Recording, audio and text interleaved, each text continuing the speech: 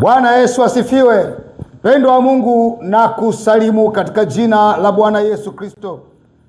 Naitwa Pastor Musa kutoka The Bride of Christ TV na kuletea vile Biblia inazungumza kuhusu nyakati zetu na ufunuo wa Mungu aliyouleta kupitia Nabii William Marion Branham.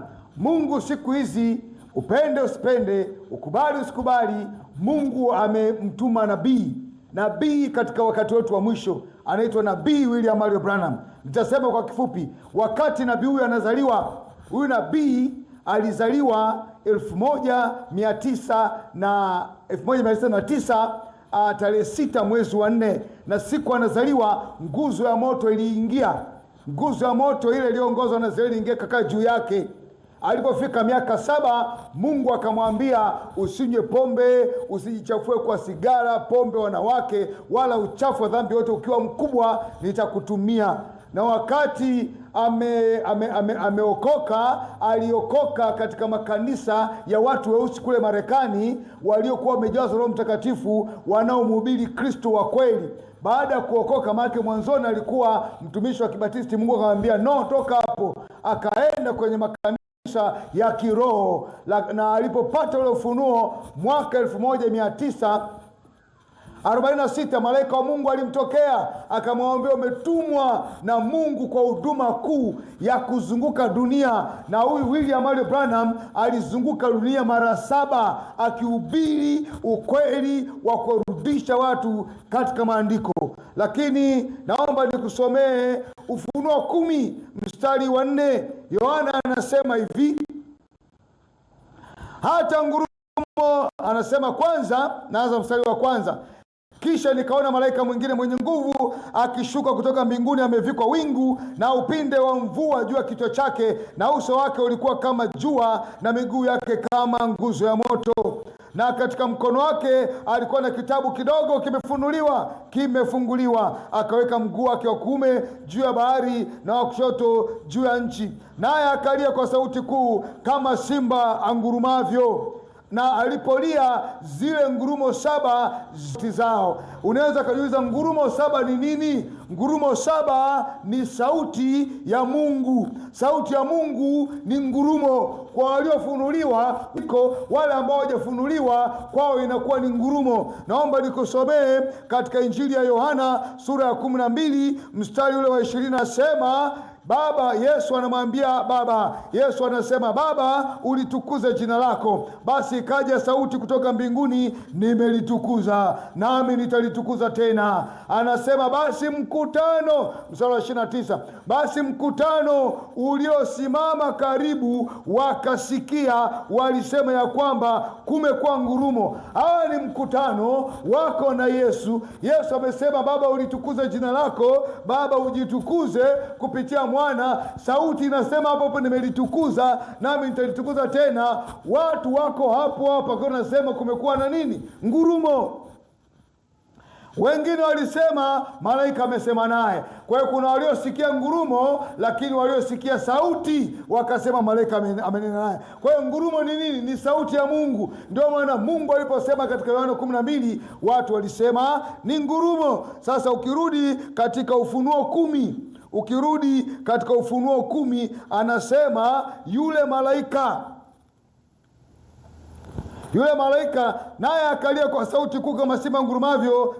Mstari wa 3, na alipolia zile ngurumo 7 zikatoa sauti. Kwa hiyo kulikuwa na ngurumo 7 zikatoa sauti. Na ngurumo 7 ni sauti ya Mungu kwa nyakati 7. Naomba nikuambie kitu kimoja. Bwana Yesu asifiwe. Mungu alipofufuka alijionyesha kwa Israeli siku 40, alafu akapaa siku 40. Siku 10 baadaye akashuka Roho Mtakatifu kwa ajili ya upatanisho. Wana wa Israeli walivyokataa upatanisho, Mungu akamtuma Paulo kwa mataifa. akamwambia, na kutuma ukawe nabii kwa mataifa, uwafunue macho yao, waache giza na uielekee nuru. Anazungumza katika Matendo 26, ukisoma kuanzia mstari wa 15 mpaka 20 pale Paulo anazungumza na akasema, sijaliasi ono la mbinguni, akiwa anaongea na mfalme Agripa. Kwa hiyo Paulo akatumwa sasa kwa mataifa baada ya wana wa Israeli kukataa ule upatanisho. Maana yake siku ya 50 ilikuwa ni siku ya upatanisho Kiisraeli, sabato zile 7. Siku ya 50 maana yake ni sabato 7. Sabato 7 maana yake kila wiki ina sabato moja.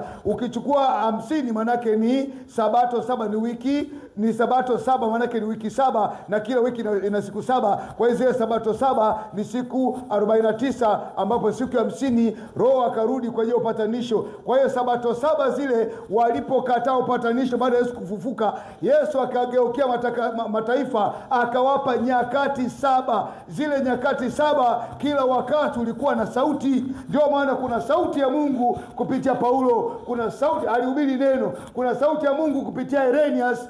Irenaeus ni mwanafunzi wa Paulo, alihubiri maandiko, yakurudisha tu kwenye maandiko tena. Akatokea Martin akahubiri maandiko, akatokea Kolumba akahubiri maandiko, akatokea Luther akakataa mafundisho ya upotovu, akaifasiri Biblia na kuwapa watu wampokee Mungu. Akatokea Wesley.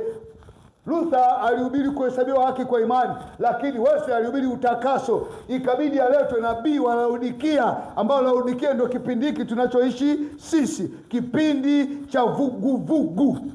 Bwana Yesu asifiwe. Kwa hiyo zile ngurumo 7 ziliwakilisha sauti ya Mungu kwa nyakati 7. Anasema mstari wa 4, hata zile ngurumo 7 zilipotoa sauti zao, na alikuwa tayari kuandika, nami nikasikia sauti kutoka mbinguni ikisema, yatie muhuri maneno ya hayo yaliyonenwa na hizo ngurumo 7, usiandike.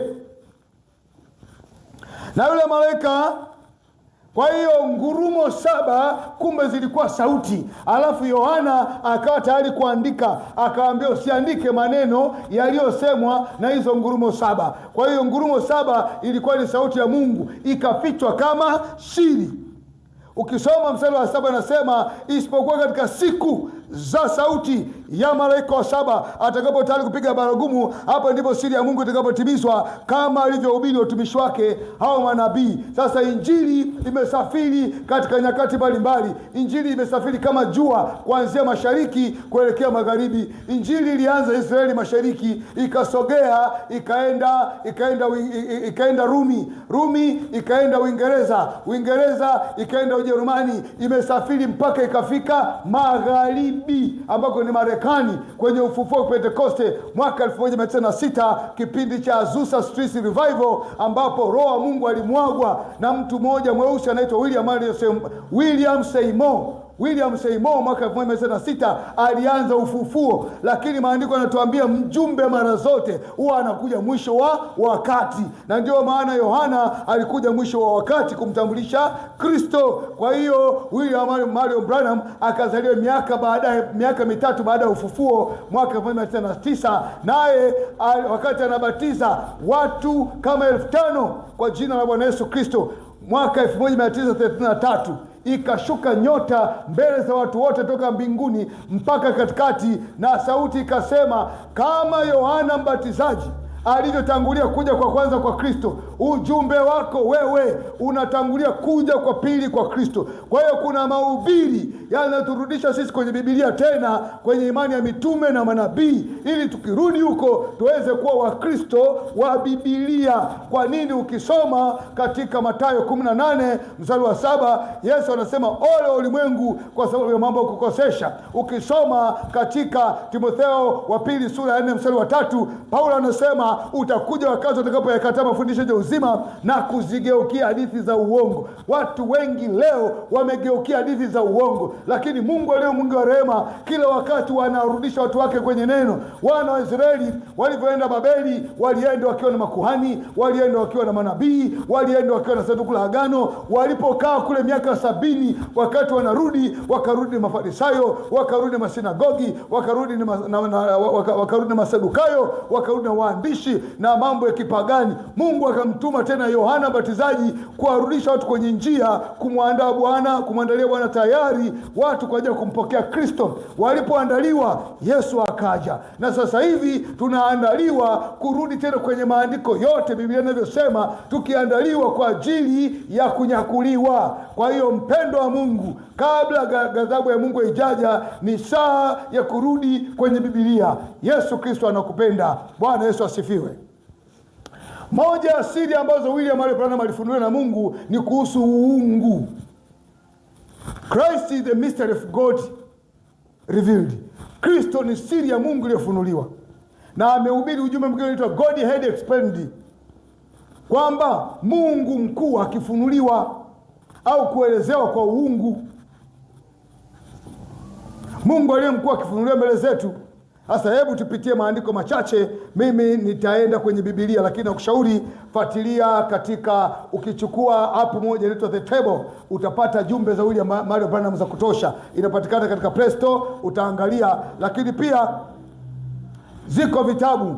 Naweza kuwasiliana mimi kupitia namba 0756361075. Nitakupa mahubiri mbalimbali. Kwa hiyo si kwamba mimi ni mjanja sana wa kujua maandiko, lakini narejea mahubiri ya mhubiri. Taenda kuanza kwa kuzungumza vitu ambavyo naamini vitakupa picha. Ya kwanza nasema katika Mwanzo 1 sura ya kwanza, in the beginning God created the heaven and earth, kwamba hapo mwanzo Mungu aliumba mbingu na nchi. Hii wote tunajua kwamba kumbe muumba ni Mungu. Kwa hiyo yuko Mungu, lakini huyu Mungu yukoje? Nataka nikwambie jambo moja. Mungu ni mkuu sana. Maana ukisoma katika Mithali 15 mstari wa 3 inasema Mungu yuko kila mahali akimchunguza mbaya na mwema. Kwa hiyo kila mahali, dunia yote, mbingu yote, kila mahali amejaa Mungu. Huyu Mungu katika hukumu kubwa namna hii aliyejaa, haungeweza kuja kuongea na wewe, hangeweza kusema na mwanadamu, sababu yuko kila mahali. Mungu aliye kila mahali ataongeaje na wewe? Huyu Mungu ikabidi afanye mwili wa kiroho, mwili wa kiroho wa kuwasiliana, mwili wa kiroho wa kuutumia kuumbia watu, wa kutumia kufanya kazi yake. Maana yake Mungu huyu alikuwa na sifa. Moja ya sifa ni muumbaji, sifa nyingine mwokozi, sifa nyingine mkombozi, sifa nyingine mponyaji, sifa nyingine yeye ni baba, inabidi awe na watoto. Kwa hiyo zile sifa zake zote Mungu wa milele, Mungu ana sifa mbalimbali. Katika kuzielezea zile sifa zake, asingeweza kuzielezea sifa zake bila kuwa na vitu. Kwa hiyo Mungu akaumba mwili wa kufanyia kazi, ule mwili wa kiroho. Tutakuja kuona hapo mbele. Jina la Bwana barikiwe. Ili kwa ule mwili akae, afiwe ni yeye, lakini yeye anayekamilika katika mwili. Na mwili ukifanya chochote ni yeye wa milele amefanya. Ukisoma katika Ufunuo 3:14 inasema, na kwa malaika wa kanisa lako la Laodikia andika, haya ndio anenaye yeye aliye Amina, shahidi aliye mwaminifu na wa kweli, mwanzo wa kuumba kwa Mungu. Wasomi wanasema Mungu aliumba ule upendo unaitwa agape love. Manake kuna upendo aina mbili, kuna phileo, upendo wa kibinadamu wa kawaida, lakini agape love ni divine love, upendo wa Mungu mwenyewe. Kwa hiyo Mungu aliumba yule logos. Logos ni uhai wa Mungu uliotoka kutoka katika Mungu mwenyewe. Kwa hiyo kutoka kwa Mungu palitoka uhai wa Mungu, ukatoka ukafanyika upendo. Ule upendo ukawa neno, lile neno likaanza kuumba. Ndio unasema hapo mwanzo Mungu aliumba mbingu na nchi, ilikuwa ni neno la Mungu likianza kuumba. Neno la Mungu ni nini? Ni Mungu amejitengenezea kitu cha kukaa ndani yake. Mwili wa kiroho wa Mungu unaitwa theophany. Ile theophany ya Mungu ni mwili unaombeba Mungu mwenyewe, ambapo ule mwili ukiongea ni Mungu ameongea. Tutaenda kuangalia taratibu. Ndio unaitwa mwanzo wa kuumba kwa Mungu. Mungu aliumba kitu cha kumwakilisha, kitu cha kukaa ndani yake, kitu cha kumfanya yeye aonekane mbele za watu. Maanake amejaa dunia nzima, bila kujiumbia mwili asingeonekana. Angeonekanaje? Maanake yanaandikwa macho ya Bwana yako kila mahali, yakimchunguza mbaya na mwema. Tungemwona Mungu ambaye amejaa macho, tusingeweza kustahimili. Ukisoma katika Isaya 44 anasema mstari wa 6, Thus saith the Lord, the King of Israel, and his Redeemer, the Lord of hosts, I am the first and I am the last, and beside me there is no God. Anasema Bwana mfalme wa Israeli, mkombozi wako, Bwana majeshi asema hivi, mimi ni wa kwanza na mimi ni wa mwisho, zaidi yangu mimi hapana Mungu. Kwa hiyo Mungu anakataa, zaidi yake hamna mwingine, yuko yeye peke yake. Na ndio maana ukisoma Israeli ya amri ya kwanza, Israeli, Mungu wako ni mmoja. Kwa hiyo tunazungumza habari za Mungu mmoja. Isaya 44 mstari wa 8 anasema, fear ye not, neither be afraid. Have I not told this from that time, and have declared it? Ye are even my witnesses. Is there a God beside me? Yeah, there is no God, I know not any. Kwa hiyo Mungu anakataa, zaidi yake hakuna Mungu. Anasema msiogope wala msifanye hofu. Je, hubiri haya zamani na kuyaonyesha, na ninyi mashahidi wangu? Je, yuko Mungu zaidi ya mimi? Hakika hapana Mungu zaidi yake yeye. Anasema mimi simjui mwingine. Mungu anasema yeye hamjui mwingine, yuko Mungu peke yake.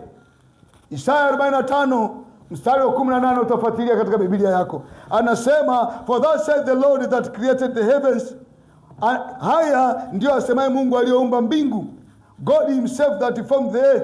Mungu mwenyewe ambaye aliumba dunia, and made it, na kuifanya. He has established it, yeye ndio aliyoianzisha. He created it not in vain, hakuiumba tu ikae tupu. He formed it to be inhabited, aliiumba ili ikaliwe na viumbe. I am the Lord and there is none else. Anasema yeye ni Mungu na hakuna mwingine zaidi yake. Bwana Yesu asifiwe. Kwa hiyo Mungu anasema yuko peke yake na hamna mwingine. Isaya 45:21 anasema, hubirini, toeni habari na mwafanye mashauri pamoja. Ni nani aliyeonyesha haya tangu zamani za kale? Ni nani aliyehubiri hapo zamani? Si mimi Bwana? Wala hapana Mungu zaidi ya mimi. Mungu mwenye haki, Mwokozi, hapana mwingine zaidi ya mimi. Kwa hiyo Mungu anazidi kujinadi yuko peke yake, hakuna mwingine. Mstari wa 23, Isaya 45, kwa nafsi yangu nimeapa, nakiri na nafsi moja, neno hili limetoka kinywani mwangu katika haki, wala litarudi, ya kwamba mbele zangu kila goti litapigwa na kila ulimi utaapa. Kwa hiyo Mungu anasema mbele zake kila goti litapigwa na kila ulimi utaapa. Lakini ukisoma katika Filipi 2:10 nasema, ili kwa jina la Yesu kila goti lipigwe, la vitu vya mbinguni na vitu vya duniani na vya chini ya nchi, na kila ulimi ukiri ya kuwa Yesu Kristo ni Bwana. Ukisema Yesu Kristo ni Bwana, umemaanisha Yesu Kristo ni Mungu. Zaburi ya 100 mstari wa 3 nasema, jueni kwamba Bwana ndiye Mungu. Sasa kwa nini ukiri Yesu ni Mungu? Tutaenda kuangalia. Zaburi ya 100 mstari wa 3 inasema, jueni kwamba Bwana ndiye Mungu, ndiye aliyetuumba na sisi ni watu wake. Kwa hiyo ukisema Yesu ni Bwana, umesema Yesu ni Mungu, Yesu ni muumbaji. Hivyo ndio Biblia inasema. Kutoka 15 mstari wa 3 anasema hivi, the Lord is my strength. No, mstari wa 3, Kutoka 15 mstari wa 3, the Lord is a man of war, the Lord is his name. Bwana ni mtu wa vita, Bwana ndio jina lake. Kwa hiyo Mungu anaitwa Bwana. Ukisema Yesu ni Bwana, umesema Yesu ni Mungu. Sasa ukisoma Wakorintho wa 2 sura ya 3 mstari wa 17 anasema Bwana ndiye Roho. Kwa hiyo huyu Yesu ni Bwana na Bwana ndiye Roho, maana yake Yesu ni Roho pia. Na ndio maana Yesu anakutana na Paulo katika Matendo 26 kuanzia mstari wa 13 na kuendelea, akiwa ni mwangaza wa jua unaopita, mwangaza wa jua ni nuru, ile nguzo ya moto iliyoongoza wana wa Israeli, ndio ilikutana na Paulo akiwa anaenda Dameski. Yohana 4 mstari wa 23 anazungumza sisi wote tumwabudu nani? But the hour comes and now is when the true worshippers shall worship the Father in spirit and in truth. For the Father seeks such to worship him. Him ni yeye, Father. Watu wote duniani wanataka mwabudu Baba. Lakini saa inakuja na ipo ambao waabudu halisi watamwabudu Baba katika roho na kweli. unamwabudu Mungu katika roho na kweli. Na ukisoma katika Yohana 17:17 anasema uwatakase kwa hiyo kweli, neno lako ndiyo kweli. Anaposema katika roho na kweli, maana yake katika Roho Mtakatifu na katika neno la Mungu ndio njia pekee ya watu kumwabudu Mungu duniani. Yohana 4:24 anasema God is a spirit and they that worship him must worship him in spirit and in truth.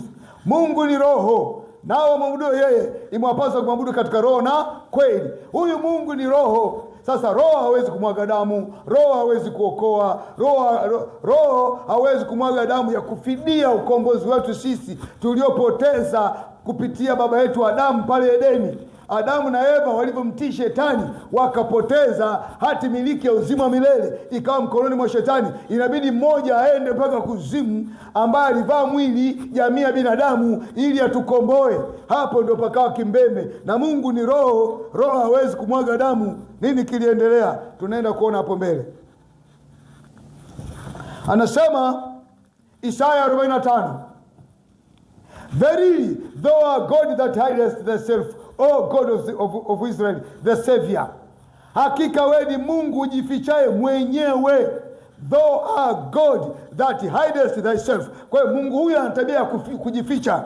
Kwa hiyo kumbe Mungu huwa anajificha katika nyakati mbalimbali. Mungu alijificha ndani ya Musa, Mungu alijificha ndani ya Elia, Mungu alijificha ndani ya Yohana Mbatizaji, Mungu alijificha ndani ya Yeremia, Mungu alijificha ndani ya manabii. Mungu huyu ana tabia ya kujificha. Na ndio maana Mungu alivaa mwili akawa Melkisedeki, akaenda kwa Ibrahimu katika Mwanzo 18 akiwa Elohim. Mwanzo 14 ukisoma katika Biblia, Bwana Yesu asifiwe, katika Mwanzo 14 ukisoma Mwanzo 14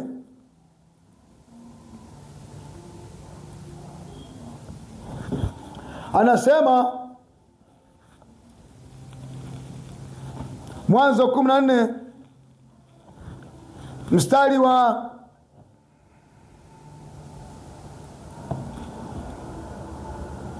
18 anasema, na Melkisedeki mfalme wa Salemu akaleta mkate na divai, naye alikuwa kuhani wa Mungu aliye juu sana. Hapa Mungu amejificha ndani ya mwili. Anakutana na Ibrahimu, anatoka kuwapiga wafalme 5, anampa mkate na divai, alafu anamwambia, akambariki akasema, Abraham na abarikiwe na Mungu aliye juu sana, Muumba wa mbingu na nchi. Kumbe Mungu amejificha ndani ule mwili, alafu anaenda kumpokea nani? Kumpokea Ibrahimu aliyempa ushindi katika vita dhidi ya wafalme 5. Kwa nini? Mungu ana tabia kujificha. Thou art God that hidest thyself. Mungu alijificha ndani ya mwili ulioitwa Melkisedeki. Ukisoma katika Ibrania sura ya 7 mstari wa 1 anasema, kwa maana Melkisedeki mfalme wa Salemu kuhani wa Mungu aliye juu, aliyekutana na Ibrahimu alipokuwa akirudi katika kuwapiga hao wafalme, akambariki, ambaye Ibrahimu alimgawia sehemu ya 10 ya vitu vyote. Sehemu ya 10 wanapata Mungu, lakini akapewa kuhani. Tafsiri ya jina lake, kwanza mfalme wa haki. Mfalme wa Salemu manake mfalme wa amani, na Yesu katika Isaya 9:6 anaitwa mfalme wa amani. Hana baba huyu Melkisedeki, hana baba, hana mama, hana wazazi, hana mwanzo wa siku zake wala mwisho wa uhai wake.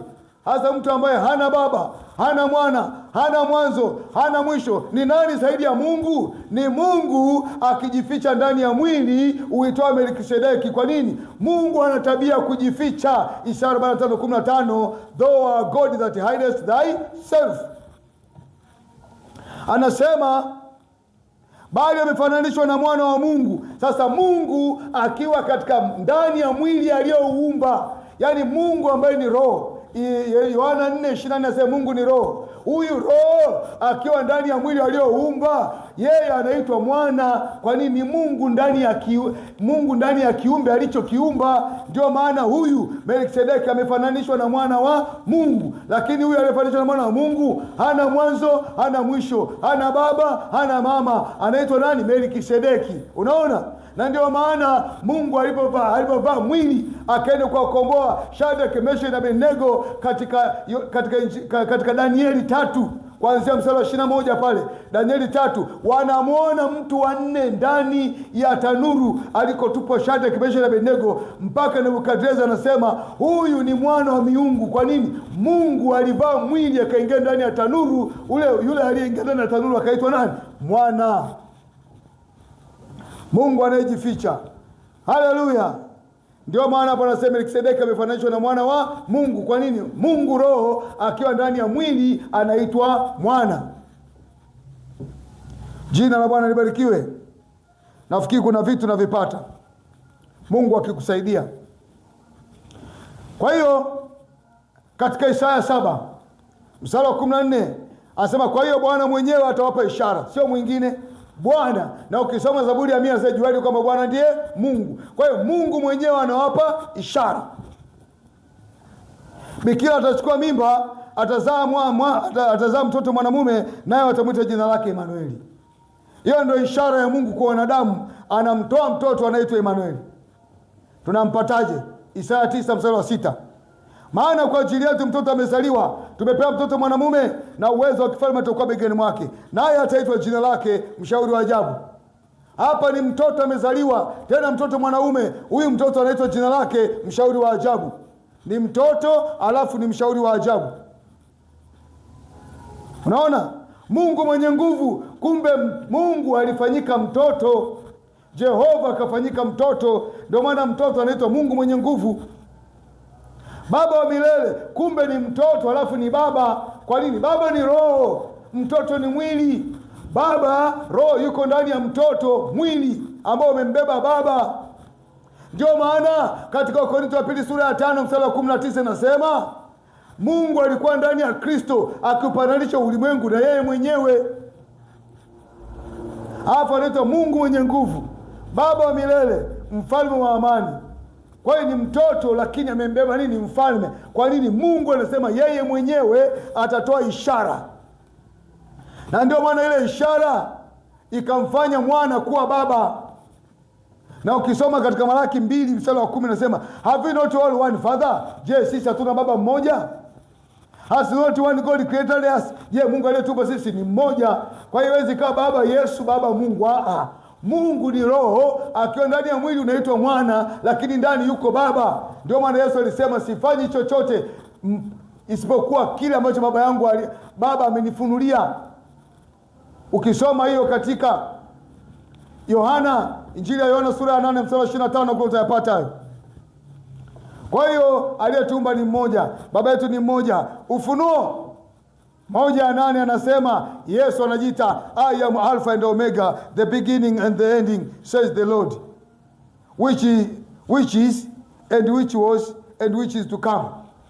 Mimi ni Alfa na Omega, mwanzo na mwisho, asema Bwana Mungu aliyeko na aliyekuwako na atakaye kuja mwenyezi. Huyu Bwana Mungu ni nani? Yesu amejiita Bwana Mungu hapa. Kwa nini? Ukiangalia katika Filipi 2 mstari wa 5 Biblia inasema let iweni na nia hiyo hiyo ndani yenu ambayo ilikuwamo pia ndani ya Kristo Yesu, ambaye yeye mwanzo alikuwa yuna namna ya Mungu. Kwa hiyo mwanzo alikuwa ni mwili wa Mungu wa roho. Yeye alikuwa roho, naye hakuona kule kuwa sawa na Mungu kuwa ni kitu cha kushikamana nacho. Kumbe Yesu alikuwa sawa na Mungu. Maana yake Yesu alikuwa ndiye Mungu katika roho mbinguni. Bali alijifanya na utukufu, akatoa namna ya mtumwa. Kwa hiyo yule Mungu akashuka, akaingia ndani ya mwili wa kibinadamu, akajifanya na utukufu, akatoa namna ya mtumwa. Kumbe Mungu aliamua kufanyika mtumwa ili aokoe watumwa. Wakorintho wa pili sura ya 5 mstari wa 19. Yaani Mungu alikuwa ndani ya Kristo akiupatanisha ulimwengu na nafsi yake, asiyohesabia makosa yao, naye ametia ndani yetu neno la upatanisho. Kwa hiyo Mungu aliamua kuwa upatanisho kati yetu sisi na yeye. Kwa nini? Kupitia mwili aliyoumba kupitia ndani ya tumbo la Mariamu. Na ndani ya tumbo ya Mariamu Mungu aliingiza chembe ya kike na kiume. Maanake mtoto hawezi kuzalia bila vitu viwili, bila yai na chembe ya kiume. Mungu aliviweka vyote viwili ndani ya tumbo la Mariamu. Tumbo la Mariamu likawa ni tuta la kuletea uhai wa Mungu duniani ili atukomboe. Ndio maana Yesu ni mwana wa Mungu. Yesu sio Myahudi, Yesu sio Mwisraeli, Yesu sio mataifa. Yesu ni mwana wa Mungu, ni mwili ambao Mungu aliutumia kukomboa dunia. Isaya 11 mstari wa kwanza, Biblia inasema, basi litatoka chipukizi katika shina la Yese, na tawi litakalotoka katika mizizi yake litazaa matunda.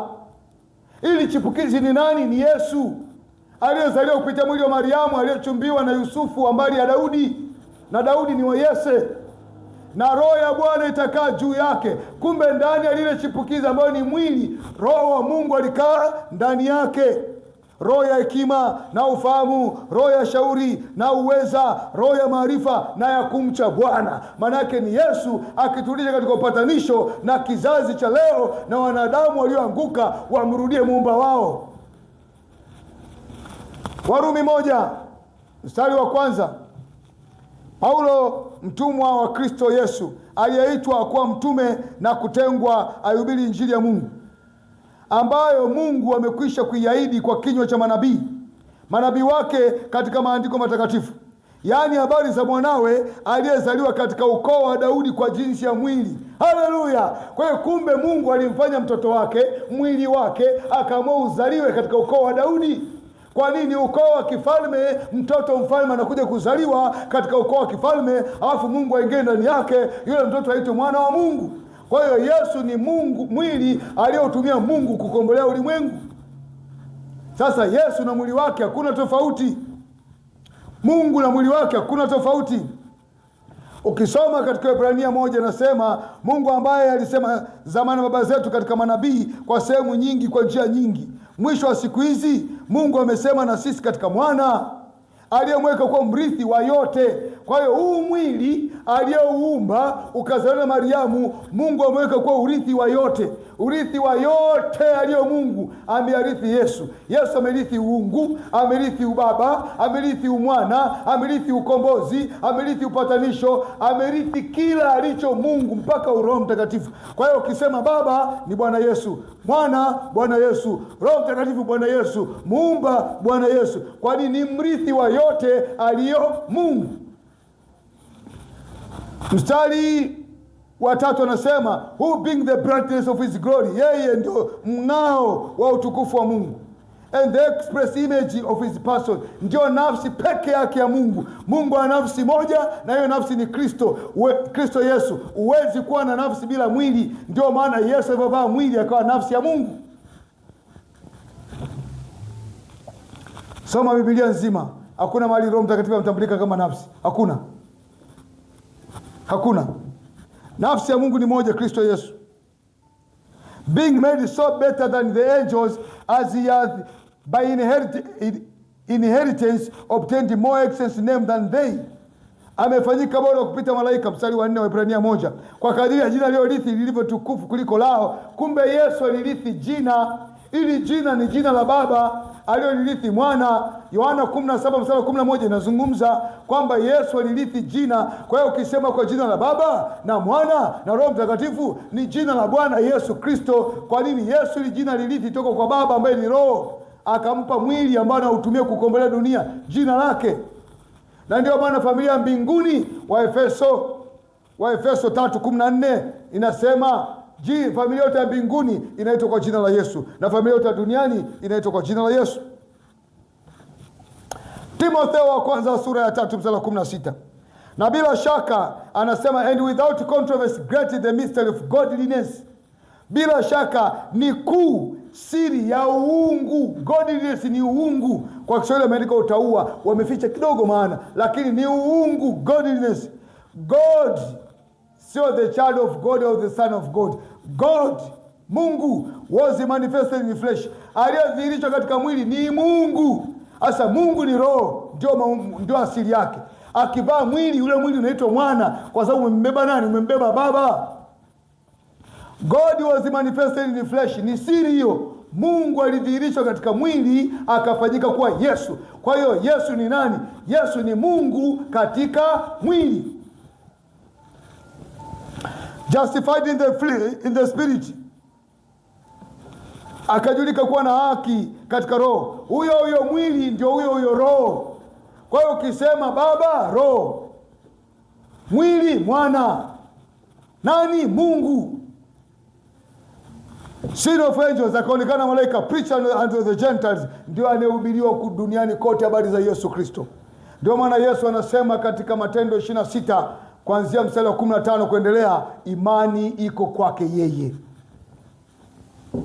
Bila shaka siri ya uungu ni kuu. Mungu alidhihirishwa katika mwili, akajulika kuwa na haki katika roho, akaonekana na malaika, akahubiriwa katika mataifa, akaaminiwa katika ulimwengu, akachukuliwa juu katika utukufu. Hii ni Biblia inayosema.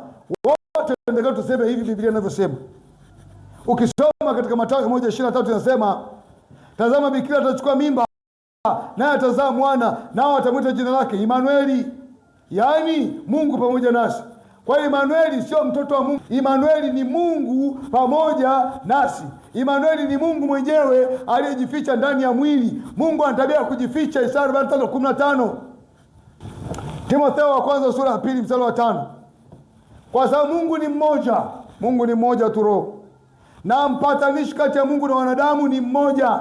Mpatanishi kati ya Mungu na wanadamu ni mmoja, mwanadamu Kristo Yesu. Yesu alifanyika mwanadamu ili atukomboe. Ndio maana kuna wakati Mungu huyu ambaye ni roho alivyouacha ule mwili ukapigwe, sababu Mungu achangamana na dhambi. Yesu alivyobeba kikombe cha dhambi, Mungu akajitenga na ule mwili. Ule mwili ukasema, Mungu wangu, Mungu wangu, mbona umeniacha? Maana yake roho alitoka kwenye mwili ili mwili ukamwange damu kama dhabihu kwa niaba ya Mungu. Mwili uliorithi kila kitu. Cheki Yohana 14 mstari wa 1, msifadhaike mioyoni mwenu, mnamwamini Mungu, niamini na mimi. Nyumbani mwa Baba yangu mna makao mengi, kama sivyo ningeliwaambia, maana naenda kuandalia mahali. Huyu anaenda mahali ndio muumbaji. Muumbaji ni Mungu. Anasema nikienda nitakuja kuwachukua tena, nami niendako mwaijua njia. Tomaso akamwambia, Bwana, si tujue endako tunaijuaje njia? Yesu akamjibu. Yesu akamwambia mstari wa 6, mimi ndio njia. Njia huenda mbinguni ni Yesu. Na kweli, yani kweli maana yake ni neno. Neno ni Yesu. Na uzima milele ni Yesu. Mtu aje kwa Baba ila kwa njia mimi. Huwezi kwenda kwa Baba ambaye ni roho bila kupitia Yesu mkombozi. Kama hujamwamini Yesu umepotea. Kama mngenijua mimi mngemjua na Baba. Anayemjua Yesu anamjua Baba. Filipo akamwambia, Bwana, utuonyeshe Baba. Sasa Filipo anamwambia, Bwana Yesu, Bwana wangu, nionyeshe Baba. Yesu akamwambia, mimi nimekuwa pamoja nanyi siku hizi zote, usinijue Filipo? Aliyeniona mimi amemwona Baba. Kwa hiyo ukimwona Yesu umemwona Baba. Kwa nini? Yesu ni Baba katika mwili, Roho Mungu katika mwili. Jina la Bwana libarikiwe. Yohana 1 mstari wa 1 nasema, hapo mwanzo kulikuwa neno, naye neno alikuwa kwa Mungu. Maanake neno alikuwa kwa Mungu, lakini neno alikuwa kwa Mungu. Mungu yuko na nani? Tunasoma katika Kumbukumbu Deuteronomy 32:39 anasema, so now I am he, yeye ni wa kiume, there is no God with me. Mungu anasema kule alikuwa hakuna Mungu mwingine pamoja naye. Kwa hiyo alikuwa yeye na mwili wake wa kiroho ulioitwa neno, ambao ndio uliumba kila kitu. Na ule mwili ukaja ukavaa mwili wa mtumwa, mwili wa kibinadamu, ukaitwa Yesu mwana wa Mungu, ambaye alikuwa ni nani? Ni Mungu mwenyewe katika mwili. Anaitwa nani? Imanueli. Maana yake nini? Mungu pamoja nasi. Kwa hiyo Yesu ni Mungu Yehova, muumba mbingu na nchi, aliye ndani ya mwili.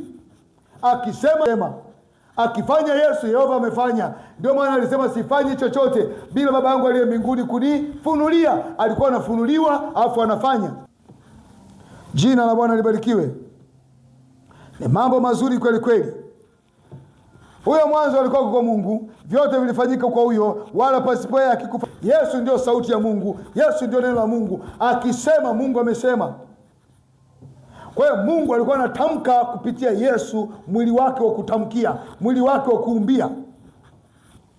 Ukisoma katika Yohana 1:14, huyu neno ambaye ni Mungu, hapo mwanzo kulikuwa kwa neno, neno alikuwa kwa Mungu, naye neno alikuwa Mungu. Huyu Mungu anasema and the word was made flesh, ili neno likafanyika mwili.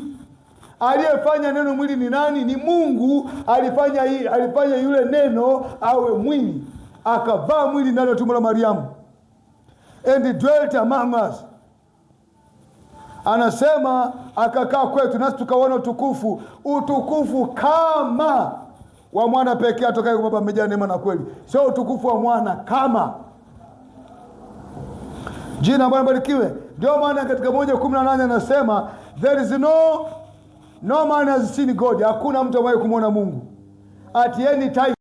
Kwa hiyo hata Isaya katika Isaya 6 aliposema nalimwona Bwana, alimwona Yesu aliyekuwa amembeba Mungu katika roho.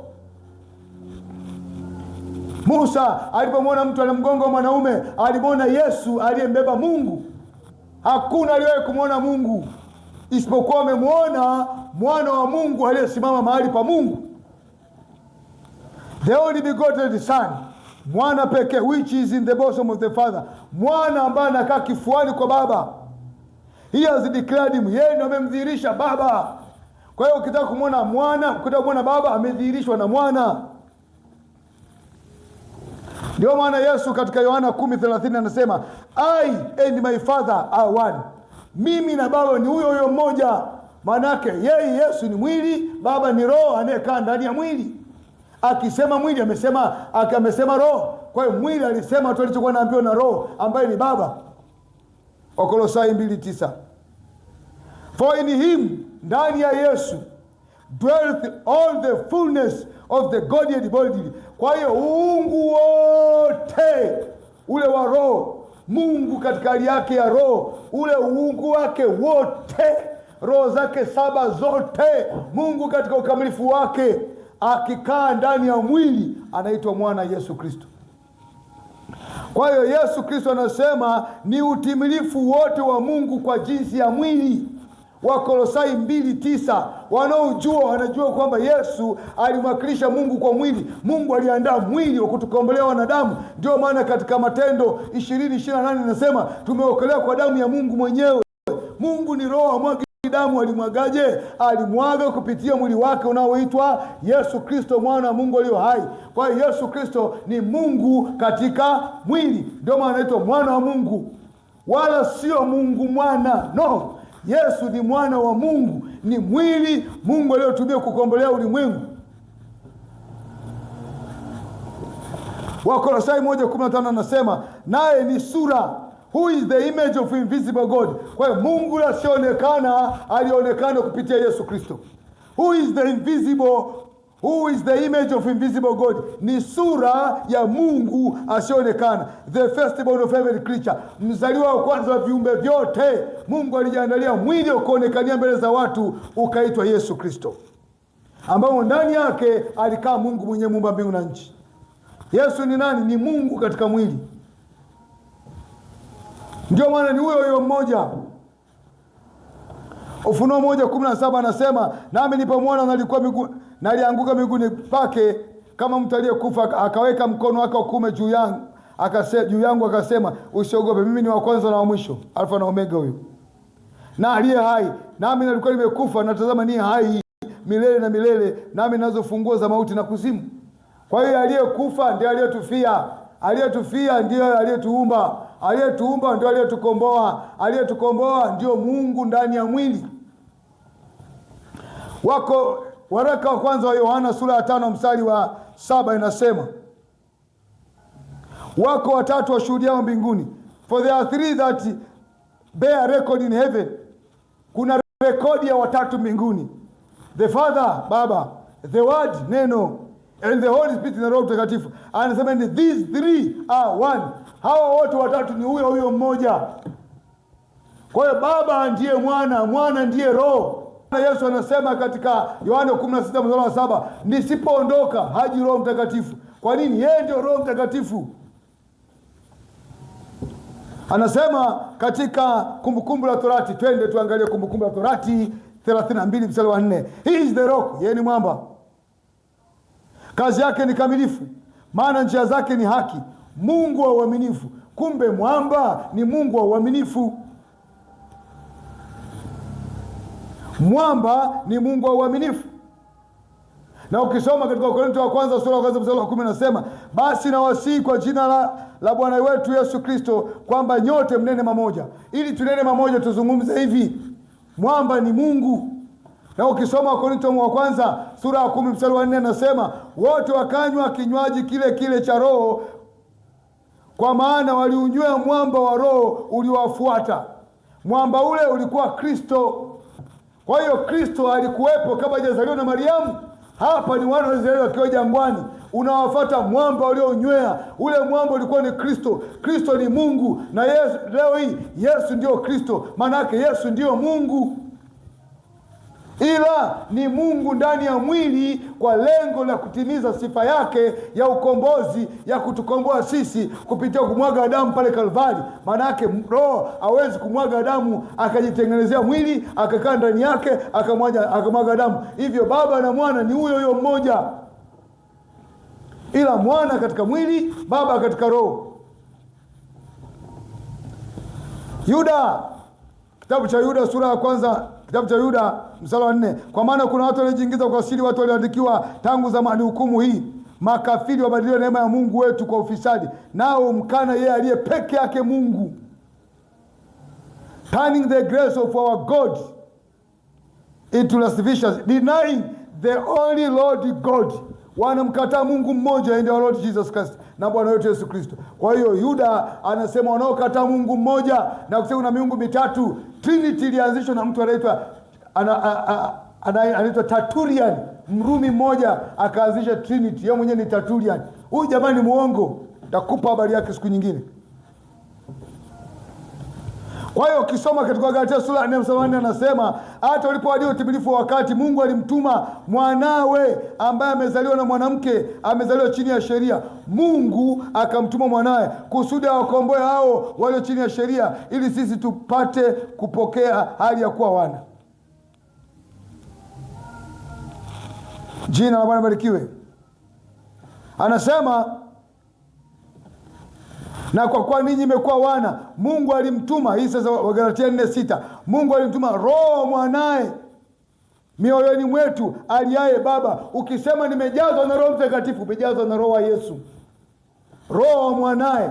Maana yake roho wa Yesu ndio Roho Mtakatifu, ndio anayekaa ndani yetu aliaye Aba, na kutupatanisha sisi tulio na dhambi na Mungu asiye na dhambi.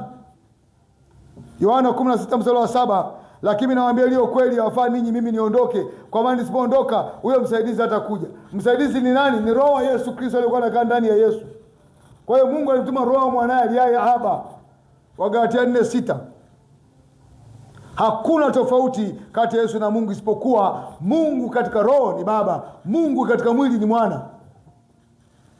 Mungu katika roho ya utendaji kutuhakikisha tunaishi katika neno anaitwa Roho Mtakatifu, ila ni mmoja. There are diversities of operations. Inasema Wakorintho wa kwanza 12:6, but it is the same God which works all in all. Anayefanya yote, same God. Aliyeumba, same God. Aliyevaa mwili, same God. Aliyetukomboa, same God. 1 Corinthians chapter 12 verse 6. Marko 12 mstari wa 28, mmoja wapo waandishi akafika akawasikia akisemezana naye, akatambua kwa majibu vyema, akamuuliza Bwana Yesu, katika amri zote ni ipi iliyo ya kwanza? Yesu akamjibu, ya kwanza ndio hii, sikia Israeli, Bwana Mungu wetu ni Bwana mmoja. Mungu ni huyu, one Lord, one Lord, one Lord. Kumbukumbu 6:4, one Lord, one Lord, one Lord, one Lord, one Lord. Hear, O Israel, the Lord our God is one Lord. Mungu wetu ni Mungu mmoja, hakuna miungu watatu. Haya ni mafundisho ya kipagani. Twende katika Biblia. Jina la Bwana barikiwe. Anasema katika Waebrania 10:20, by a new and living way, kwa njia mpya na iliyo hai, Mungu anachoandalia, which has consecrated for us, ambaye ameiweka wakfu kwa ajili yetu, njia mpya na iliyo hai ambaye Mungu ameiweka wakfu kwa ajili yetu. Through the veil, kupitia kifichio. Veil ni pazia, kifuniko au kifichio. Through the veil, that is to say his flesh. Hicho kifichio au kifuniko, anasema his flesh. Kumbe mwili wa Mungu ilikuwa ni kifichio cha Mungu kujificha ndani ili akomboe wanadamu. Hii hapa Ibrania 10:20, kasome. Kiswahili wamesema ipitayo katika pazia. No, through the veil, kupitia kifichio. Na kifichio hichi ni mwili wake, his flesh. Mungu alijificha katika mwili. Kwa nini Isaya 45:15 Mungu anajificha mwenyewe? Jina la Bwana barikiwe. Kwa hiyo rafiki, nakuambia Mungu ni mmoja, anaitwa Bwana Yesu Kristo. Kwa nini? Baba Bwana, Yesu Kristo Mwana, Roho Mtakatifu Kristo. Bwana Yesu Kristo, Mungu mmoja. Ndio maana mitume walivyoambiwa katika Mathayo. Bwana Yesu asifiwe. Mitume walivyoambiwa katika Mathayo 28:19, anasema enendeni mkawafanye mataifa kuwa wanafunzi, mkiwafundisha na kuwabatiza kwa jina la Baba na Mwana na Roho Mtakatifu. Walijua Baba Bwana Yesu, Mwana Bwana Yesu, Roho Mtakatifu Bwana Yesu. Katika Matendo 2:38, siku ambayo Roho Mtakatifu mwenyewe amekuja, ukisoma katika Yohana 16:13, inasema Roho atakapokuja atatuongoza sisi, atutie kwenye kweli yote. Alipokuja kiongozi wa kuwatia kwenye kweli yote, akawafanya mitume wabatiza watu 3,000 kwa jina la Bwana Yesu Kristo. Kwa nini? Ndio jina la Baba na Mwana na Roho Mtakatifu. Biblia nzima hakuna mtu amebatizwa katika jina la Baba na Mwana na Roho Mtakatifu. Ukibatizwa hivyo umepotea. Maana Waefeso 4:5 inasema ubatizo ni huu mmoja. Ipi? Waefeso 2:20. Tumejengwa katika msingi wa mitume na manabii. Hamna mtu mwingine anaweza kuweka msingi. Sasa nataka nikuambie kitu kimoja. Nitaenda kusoma katika Wagalatia sura ya 1 anasema, na staajabu kwa kuwa mnamwacha upesi hivi yeye aliyoita katika neema ya Kristo na kugeukea injili ya namna nyingine. Wanaosema kuna utatu mtakatifu, injili ya namna nyingine. Kuna miungu watatu, injili ya namna nyingine. Ndio wanasema wala si nyingine, lakini wapo watu watabishana kutaka kugeuza injili ya Kristo. Lakini japokuwa sisi, yani wanasema mitume wao au malaika wa mbinguni, hata ashuke malaika leo kincha, nimeshuka malaika kuambia yuko Mungu mwingine, anasema huyo mtu na alaaniwe. Ijapokuwa sisi mitume au malaika mwingine atahubiri ninyi injili yoyote isipokuwa yetu tuliohubiri, na alaaniwe. Rafiki, ukishika injili nyingine ni laana. Kama unajipenda, fuata injili ya Mungu wa kweli mmoja aliyekuja kama Baba alipoongoza Wanaisraeli katika nguzo ya moto jangwani, amekuja kama Mwana alivyovaa mwili, amekuja kama Roho Mtakatifu akae ndani yetu kututia nguvu za kufika mbinguni. Maana anasema katika Matendo 1:8, nanyi mtapokea nguvu akisha kwa ajili ya jiwe na Roho Mtakatifu. Shalom. Bwana Yesu akubariki sana. Naomba nikwambie, rudi kwenye injili ya kweli, injili ya maandiko. Mungu anakupenda.